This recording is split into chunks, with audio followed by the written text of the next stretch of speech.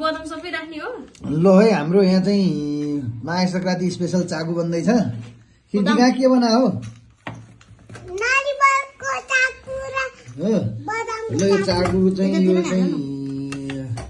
खुदो भेली क्या हो यो तयार गरिसकेपछि यो चाहिँ फ्लेभर यो चाहिँ चाकु फ्लेभर होइन होइन नि यो के अरे बदाम यो बदाम फ्लेभरको चाकु यो चाहिँ अर्को चाहिँ यो नरिवल फ्लेभरको अर्को काजु फ्लेभरको होइन अब फ्लेभरको बनाउन सकिन्छ। घरमै बनाएर खान सक्यो भने राम्रो हुन्छ। बजारको यसो सम्झिँदाखेरि सरसफाइमा पनि कमी हुन्छ भन्ने कुरो। हामी टोखामा चाकु फ्याक्ट्री पनि भिजिट गरेको थिएँ, मैले हेरेको थिएँ। अत्यधिक ठुलो भोल्युममा बनाउनु पर्ने भएको हुना हिसाबले यो घरमा बनाएको जस्तो चाहिँ नहुन सक्छ।